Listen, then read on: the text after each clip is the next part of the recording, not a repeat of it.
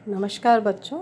आज हम पढ़ते हैं टाइप्स ऑफ स्टील यानी कि रंभ तंत्र के विभिन्न प्रकार। ये संवहन तंत्र जो है वो पादप शरीर का अभिन्न अंग है और इसमें सबसे पहले जो है सैक्स 1875 ने स्टील का नाम इसे दिया और ये जो है उसके बाद इसमें वॉन टीगम और डुलियोट 1886 में उन्होंने कहा कि ये एक मूलभूत इकाई है, फंडामेंटल यूनिट है एक पादप के शरीर का। उसके बाद उन्होंने स्टीलर थ्योरी नाम भी दिया और स्टीलर थ्योरी या रंभ सिद्धांत जो है उसमें ये माना जाता है कि वल्कुट और सेंट्रल सिलेंडर यानी कि वल्कुट कॉर्टेक्स और केंद्रीय सिलेंडर या सेंट्रल सिलेंडर या जिसे हम रंभ कहते हैं उसमें विभेदित होता है। तो दो मुख्य भाग जो हैं वो अगर हम तने के देखें प्लांट्स में तो होते हैं। अब ये जो रंभ है वो बाहर की तरफ अंतःत्वचा से ढकी होती है और उसके अंदर होती है परिरंभ या पेरिसाइकिल। जाइलम और फ्लोएम जो है वो संवहन तंत्र का अभिन्न अंग है जो इसमें रंभ तंत्र में रहते हैं। इनको हम मुख्यतः तीन प्रकार के स्टील्स या रंभ तंत्र में विभाजित कर सकते हैं, जैसे कि आपको इसमें दिख रहा है चित्र में, प्रोटोस्टील, साइफोनोस्टील और सोलेनोस्टील। प्रोटोस्टील का अर्थ है जिसमें कि पित्त जो है वो नहीं पाया जाता है, नाल जिसे कहते हैं नाल वो नहीं पाई जाती है। और सबसे पहले अगर हम लें प्रोटोस्टील को तो प्रोटोस्टील जो है वो ठोस रंभ कहलाती है और इसमें कई प्रकार हैं। तो ठोस रंभ का अर्थ है जिसमें कि पित्त का या नाल का अभाव होता है। ये नाल मुख्यतः पैरेन्काइमा की कोशिकाओं से बनी हुई रहती है और ये इसमें जब नहीं होती तो बीच में जाइलम और चारों तरफ फ्लोएम पाया जाता है। तो सबसे सरल प्रकार की जो स्टील है वो प्रोटोस्टील। अब उसके कई प्रकार हैं जैसे कि चित्र में दिखाई दे रहा है। हैप्लोस्टील जो है वो एकल रंभ कहलाती है। इस प्रकार के रंभ में ठोस केंद्रीय जाइलम स्मूथ होता है जो चारों ओर से फ्लोएम द्वारा घिरा रहता है। इसके एग्जाम्पल है जैसे सेलेजिनेला, लाइकोपोडियम इत्यादि। दूसरे प्रकार का है आर्य रंभ या एक्टिनोस्टील।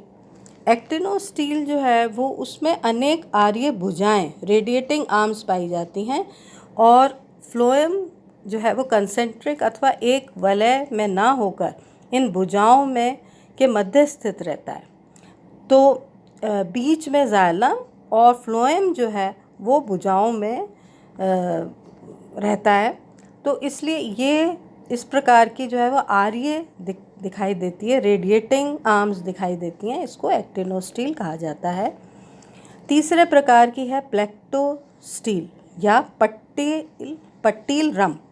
पट्टील रंभ जो है वो प्लेट्स में जैसे कि पट्टियों से जाहिर है इसमें फ्लोएम जो है वो पट्टियों में विभाजित रहता है और बीच बीच में जाइलम इसमें रहती है। इसका अच्छा एग्जाम्पल है लाइकोपोडियम क्लेवेटम, इसमें ये पाया जाता है। और चौथे प्रकार की मिश्रित ठोस रंभ मिक्स्ड प्रोटोस्टील। इसमें जाइलम अत्यधिक खंडित होकर अनेक अनियमित समूहों में विभाजित होती है और जाइलम में ये समूह फ्लोएम ऊतक में एम्बेडेड रहते हैं। तो फ्लोएम जो है वो रहता है चारों तरफ और बीच में खंडित जो है वो जाइलम के टुकड़े नज़र आते हैं। इसका एग्जाम्पल है लाइकोपीडियम सरनम और ओस्मुंडा रिगैलिस में भी ये पाई जाती है। अब दूसरे प्रकार की है साइफोनोस्टील। साइफोनोस्टील जो है वो ठोस रम का परिवर्तित रूप है। इसके अंदर साइफन यानी कि एक हॉलो रिंग मौजूद होती है जिसको हम मज्जा या पित्त कहते हैं, और ये जो है नाल भी कहलाती है, और इसके होने के कारण इसको साइफोनोस्टील कहा जाता है। अब साइफोनोस्टील जो है उसमें क्या डिफरेंस है कि इसमें पित्त की उपस्थिति रहती है।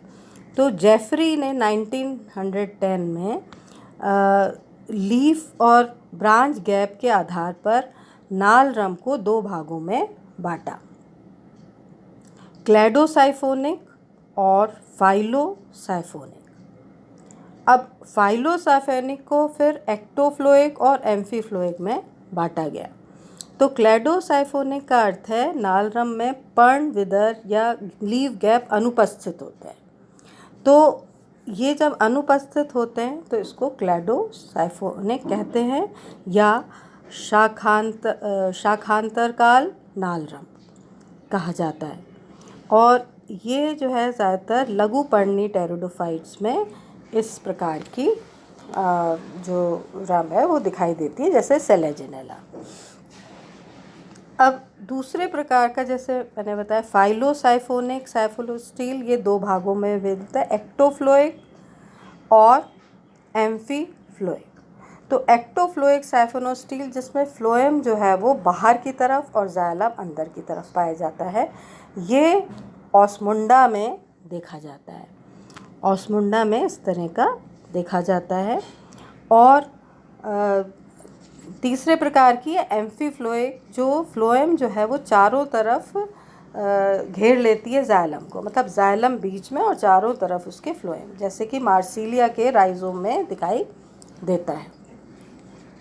अब इसमें जो इंट्रास्टीलर ओरिजिन ऑफ पित्त है, यानी कि मज्जा की अंतःरंभी उत्पत्ति जो है उसमें बावर, फान और ग्वाने, वगाई, इन्होंने काम किया है। और इनके कई मत हैं, जैसे कि पहला मत जो है उसके अनुसार, जिसको कि बावर और फान ने संपादित किया है, कि जो जाइलम जो ऊतक है बीच में, वही मृद ऊतकी कोशिकाओं में रूपांतरित हो जाता है और पेरेन्काइमा में मृद ऊतकी कोशिकाओं पेरेन्काइमा में परिवर्तित हो जाता है। तो इसको कहते हैं इंट्रास्टीलर ओरिजिन ऑफ पित्त, यानी कि मज्जा की अंतःरंभी उत्पत्ति। दूसरा प्रकार है मज्जा की रम बाहरी उत्पत्ति, मतलब एक्स्ट्रास्टीलर ओरिजिन ऑफ पित्त। ये जेफरी ने 1877 में प्रस्तुत किया। इनके अनुसार रम के केंद्र में मज्जा का विकास वल्कुट क्षेत्र की कोशिकाओं के अतिक्रमण से होता है, यानी कि जो वल्कुट की पेरेन्काइमेटस कोशिकाएं हैं, मृदूत की कोशिकाएं, वो अंदर आ जाती हैं और जाइलम के बीच में आके अतिक्रमण कर लेती हैं, और इससे ये उत्पत्ति हुई है। तो ये 2 मत इसमें हैं। अब टाइप्स ऑफ साइफोनोस्टील हमने देख लिया। अब हम लेते हैं तीसरे प्रकार की, जिसको कहते हैं सोलेनोस्टील। सोलेनोस्टील जो है वो उसमें क्या होता है कि एक्टोफ्लोइक फ्लोएम जो है वो स्टील विथ पित्त एंड लीफ गैप्स। अब सोलेनोस्टील का अर्थ है जिसमें स्टील जो है वो विभाजित होती है कई खंडों में, और उसमें पित्त और लीफ गैप्स पाए जाते हैं। तो इसमें कई प्रकार हैं, जैसे एक्टोफ्लोइक सोलेनोस्टील जिसमें फ्लोएम एक्सटर्नल, फ्लोएम बाहर और जाइलम अंदर। एम्फीफ्लोइक सोलेनोस्टील जिसमें फ्लोएम जो है वो जाइलम को पूरी तरह से चारों तरफ से कवर कर लेता है, जैसे कि एडियंटम में। डिक्टियोस्टील, जैसे कि इसमें क्या होता है कि डिक्टियोस्टील में के बहुत सारी मैरी स्टील्स पाई जाती हैं। अब मैरी स्टील्स क्या होती हैं? वो खंड जिनके चारों तरफ अपनी इंडिविजुअल पेरिसाइकिल और एंडोडर्मिस होती है। तो उनको हम डिक्टियोस्टील या मेरिस्टील्स कहते हैं। जैसे कि टेरिस, ये इवॉल्व है, मतलब विकसित जो है वो कैरेक्टर है। और फिर पॉलीसाइक्लिक स्टील, जिसमें बहुत से सर्कल्स जो हैं वो मेरिस्टील्स के पाए जाते हैं, जैसे टेरिडियम में। और यू स्टील जो है ये एंजियोस्पर्म्स में पाई जाती है, डाइकॉट स्टेम में पाई जाती है, जिसमें कि वैस्कुलर बंडल जो हैं वो रिंग में अरेंज होते हैं। और एटैको स्टील जो है वो मोनोकॉट्स में, जिसमें वैस्कुलर बंडल्स या संवहन पूल जो हैं वो स्कैटर्ड होते हैं, तो ये मोनोकॉट स्टेम हुआ। तो ये दो जो हैं वो थर्ड ईयर में, क्योंकि एंजियोस्पर्म्स है, वो पढ़ोगे। तो अभी तक जैसे ये सेकेंड ईयर में तुम लोगों को पॉलीसाइक्लिक स्टील तक ये पता होना चाहिए कि ये क्या है। अब इसके बाद हम नेक्स्ट जो है वो सारे जो आपके इंडिविजुअल लाइफ साइकिल्स हैं टेरिडोफाइट्स की, वो हम लेंगे। धन्यवाद।